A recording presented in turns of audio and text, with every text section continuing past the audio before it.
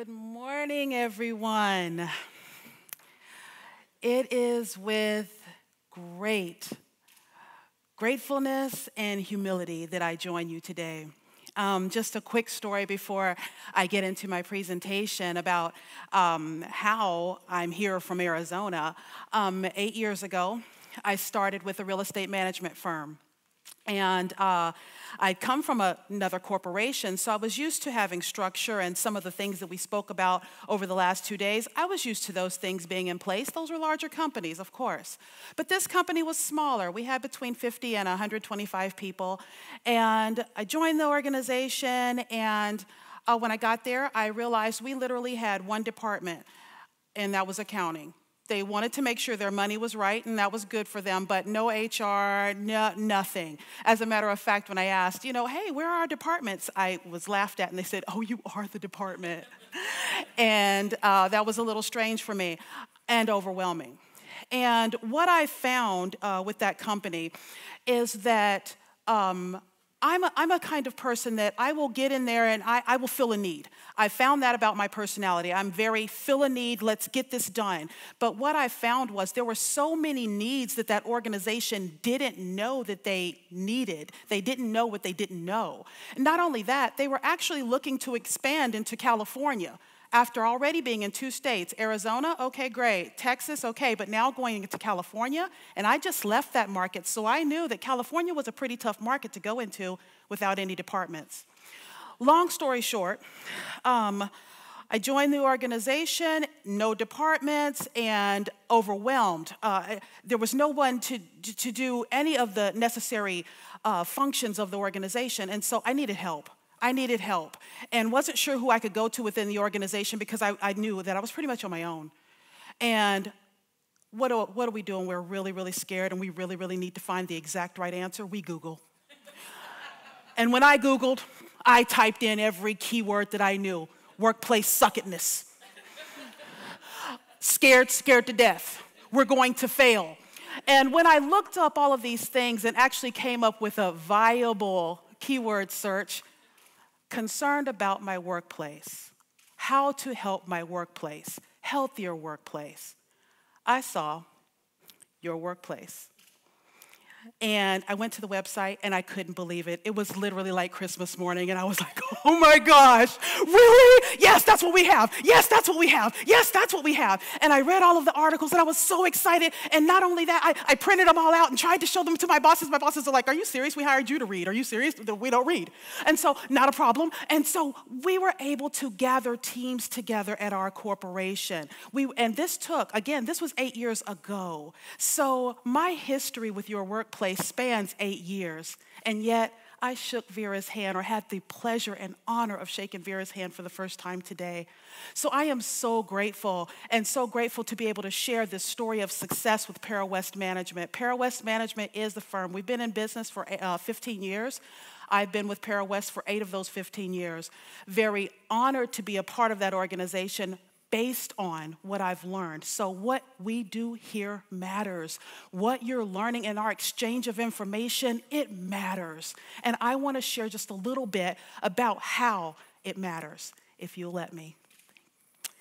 So back to when I first started at Parawest, I am living proof that ignorance is sometimes bliss. Like I said, a few years back, I interviewed with the real estate management firm for a director position. And toward the end of the interview, I asked the person interviewing, I said, okay, can you please describe the organizational culture? And they looked and, we value diversity in the workplace. We are very, very interested in hearing new ideas and honest feedback. Well, okay, that's what it sounded like to me. But I took the director position, and the excitement of being part of a growing firm coupled with our matching values seemed to be a great fit. But imagine a workplace that actually walks its talk. Now, I want to take you away from this story for just a moment and draw your attention to the Queen Mary. Here we are. The Queen Mary smokestacks, pictured here, were made of sheets of steel over an inch thick. Now, during her decades of service, over 30 coats of paints were applied to those smokestacks. And when they were removed for maintenance after her decommissioning, what they found was they lifted the smokestacks off the liner, placed them on the docks, and they literally crumbled. The smokestacks had been rusted interiorly inside over several years of exposure to heat and moisture. So the beautiful exteriors of the smokestacks revealed a rusty, crumbly interior that spoke not of beauty and elegance, but of deterioration and decay. The external appearance was hiding the internal reality. Are our organizations doing the same regarding organizational culture? Now back to the interview story. So remember, I took the director position, and as one of my first acts of directorship, I provided honest feedback about a situation that could have used a little bit of change. That did not go over very well. As a matter of fact, I was basically told to shut up and keep my feedback to myself. Now, I'm in a room full of HR people, and I know, you don't have to look at me like that. I get it. I should have known better. And the reason I say that is because when I looked at the face of every single person in the room as I gave my honest feedback, I realized that they all knew something that I didn't. And later I was told by a coworker, "We never, ever do that." I didn't get it. And not only that, I was blissful and even zealous in my ignorance and failure to realize that I was never, ever supposed to have given honest feedback. After about 7 more epic fails, it's similar to this one, I realized that my culture experience did not match the firm's culture perception. And that was because the firm had no idea of its culture. So, much like the smokestacks of the Queen Mary, we had a nice shiny exterior, but a potentially decomposing interior. But the realization of this created an opportunity to assess the culture, cultivate healthy values, stop with the layers of paint, and actually build a solid interior. Sorry. So why do we care? More than ideology, and in addition to its human capital benefits, organizational culture has consistently been shown to predict a range of performance metrics as listed here. Workplace culture, of course, affects every part of our organizational culture and our operations. So, employees and team members, we need to have them in place and engaged to drive those metrics. In a 2017 LinkedIn report, it cited the top global reasons for employees leaving organization as lack of opportunity to advance, dissatisfaction with management, and the work environment or culture. Canada's global turnover rate is listed as the 4th highest after France, the UK, and Australia. The interesting thing is that lack of opportunity and dissatisfaction are directly correlated to organizational culture. So, essentially, our workplace culture is the soul of our organizations. So, let's discuss tangible items, action items that we can use now to hold ourselves accountable to who we say we are and have our team's culture experiences match our culture reality. These action items serve as a type of culture audit, and when utilized, they can be an effective change agent. So in keeping with the idea that culture is the soul of our workplace, we use the acronym SOUL. Support, own, understand, and listen. Equally as important as culture is to organizations is support to our teams who are the cultivators of culture. And we heard the speaker speaking about that this morning. Culture isn't dispersed from the top down, but it is permeated from the middle throughout.